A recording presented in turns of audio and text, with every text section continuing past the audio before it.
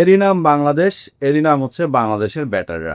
বাংলাদেশের ব্যাটাররা দিন যত যাচ্ছে তত যেন নিজেদেরকে কি বলবো টঙ্গী নদীর পানির মতো নিজেদের পরিচয় প্রকাশ করতেছে।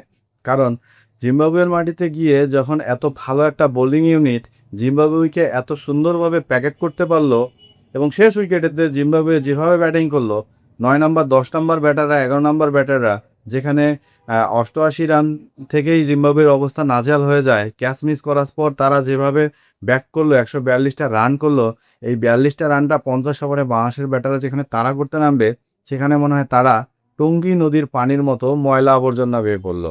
আমার কথাটা শুনতে খারাপ হলেও আসলেই কথাটা সত্যি বলতেছি ভাই। মনের রাগে কথাগুলো বের হয় আপনাদের জন্য। কারণ আপনারা জিম্বাবুয়েতে গেছেন একটা সিরিজ খেলার জন্য, সেখানটা আপনারা টেস্ট ম্যাচ বাজেভাবে হারলেন, রাত জেগে বিশ্বকাপ খেলা দেখলেন, অথচ নিজেদের খেলা ভুলে গেছেন। সেই সাথে যখন ওডিআই ক্রিকেট খেলতে নামলেন, নাহিদ রানা যেখানে অসাধারণ বোলিং করলো, তাসকিন যেখানে অসাধারণ বোলিং করলো, সেখানে আপনাদের ব্যাটিং এমন হাল হলে আপনারা কবে ম্যাচ জেতা শিখবেন? আপনারা কবে গিয়ে বাইরে ভালো পারফরমেন্স করবে? হ্যাঁ, আপনারা বলতে পারেন যে আমরা টানা 4টা সিরিজ জিতলাম, 5টা সিরিজ জিতলাম, একটা ওডিআই ম্যাচ খারাপ হতেই পারে।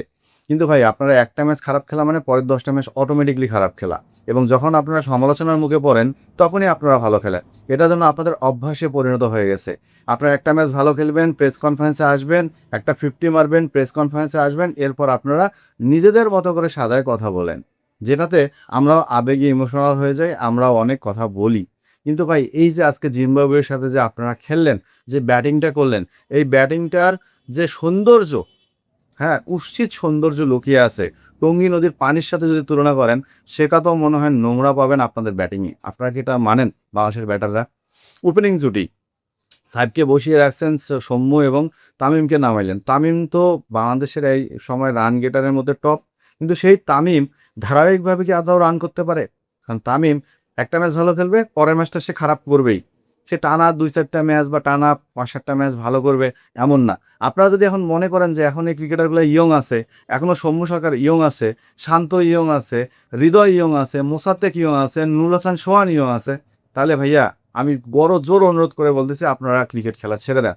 আসলে জিসান আলম, এরপর আকবর আলী, হ্যাঁ, হাবিবুর রহমান সোহান, এই যে ক্রিকেটারগুলো বাইরে আসে না ইয়ং, তাদেরকে নিয়ে আসেন। তারা যদি এমন খারাপ খেলে না, তাহলে আমি মনে করবো যে না, বাংলাদেশের ইয়ং ব্যাটিং লাইনার তারা খারাপ করছে। এবং জিম্বাবুয়ের যে 11টা ক্রিকেটার আজকে খেলছে, আমার মনে হয় বাংলাদেশি দর্শকরা সেই 11টা ক্রিকেটারের নাম কেউই বলতে পারবে না, কেউই বলতে পারবে না। এবং তাদের অধিনায়কের নামও মনে হয় কেউই বলতে পারবে না। সেইখানটায় মুজারাবানির বল যেন আমাদের টপ অর্ডার চোখ দিয়ে দেখলো না, সরিষার ফুল দেখলো। আমাদের টপ অর্ডার ব্যাটারদের এমন হার, অথচ তারা 2-4টা বিশ্বকাপ খেলার অভিজ্ঞতা আছে, দিনের পর দিন ওডিআই ম্যাচ খেলতেছে, দিনের পর দিন তাদের পিছনে ইনভেস্ট করা হচ্ছে, ভালো ভালো কোচিং প্যানেল নেওয়া হচ্ছে, কিন্তু তারা দিন শেষে জেলেও সেই কদু হয়ে থাকতেছে। কম রানের টার্গেট, 16 উইকেটে ব্যাটিং করতেছেন, পেস বান্ধব উইকেট, সেখানে তো আমাকে ভাই একটু দেখে শুনে খেলতে হবে। আমাকে তো ম্যাচ বের করে নিয়ে যাওয়ার মতো নিয়ে যেতে হবে। সেখানে আমাদের অভিজ্ঞ সম্পন্ন ক্রিকেটারদের বেহাল অবস্থা। সৌম্য সরকারের যে অভিজ্ঞতা আছে, নাজমুল হোসেন শান্তর যে অভিজ্ঞতা আছে, তাওহিদ হৃদয়ের যতগুলো অভিজ্ঞতা আছে, আমার মনে হয় জিম্বাবুয়ের টপ অর্ডারের সবগুলা ব্যাটারের সব ম্যাচ মিলাও এই ব্যাটারগুলোর একজনের সমান হবে না। অথচ সেই আমাদের টপ অর্ডার থেকে শুরু করে মিডল অর্ডার এবং লোয়ার মিডল অর্ডারে এসে একদম নাকানি চুবানি খেতে হলো মাত্র 142টা রান তাড়া করতে গিয়ে। অবাক করা কাণ্ড আপনাদের ব্যাটিং দেখে। আপনাদের ব্যাটিং বিশ্লেষণ করতে গেলে আমার মনে হয় মানে যে কারো ভাই মাথা ঘুরে যাবে। কারণ আপনাদের ব্যাটিং পারফরমেন্স দেখে আসলে প্রশংসা করব না সমালোচনা করব না আপনাদের নিয়ে কথা বলবো, পেরে ওঠি না। বাংলাদেশ দলকে আসলে ক্রিকেটীয় দিক থেকে কি দিয়ে আখ্যা দিব, এটা ভাই আসলে মানে মাথায় আসে না, যে এত বাজে ব্যাটিং যে আপনাদের দেখতে হয়, আমাদের আমাদের সহ্য করতে হয়। এটা আসলে ভাইয়া চিন্তার বিষয় হয়ে গেছে। কারণ আপনাদের মানসিকতা কবে পরিবর্তন হবে? আমাদের বোলাররা ভাইয়া ওয়ার্ল্ড ক্লাস, ওয়ার্ল্ড ক্লাস, আমি জোর গলায় বলতে পারি ওয়ার্ল্ড ক্লাস, কিন্তু আমাদের ব্যাটিংটা এখনো সেই 2003 আশরাফুল, আফতাব, মোহাম্মদ রফিক, হ্যাঁ না, শাহরিয়ার নাফিসটা যেমন করে গেছে ঠিক তেমন হয়ে গেছে। তাই ব্যাটারদেরকে অনুরোধ, আপনারা নিজেদের মানসিকতা আগে পরিবর্তন করেন। আমার ম্যাচ জেতার দরকার নাই, আপনি থাকেন না 50 ওভার ক্রিজে, আপনি খেলেন না কয়েকটা বল, আপনি দেখেন না ম্যাচটার পরিস্থিতি। তা আপনাদের তো এই জিনিসগুলো খেলে নাই, আপনারা বেখেয়ালিভাবে যাচ্ছেন আসতেছেন, কারণ আপনি জানেন দিন শেষে বাংলাদেশ দল আপনাকেই নিবে, দিন শেষে আপনার দলের জায়গাটা পাকা, আপনি ওই নম্বরে খেলবেন, সো নো টেনশন, চিল। যে কারণে আমি মনে করি বাংলাদেশ দল আজকে এই অবস্থা।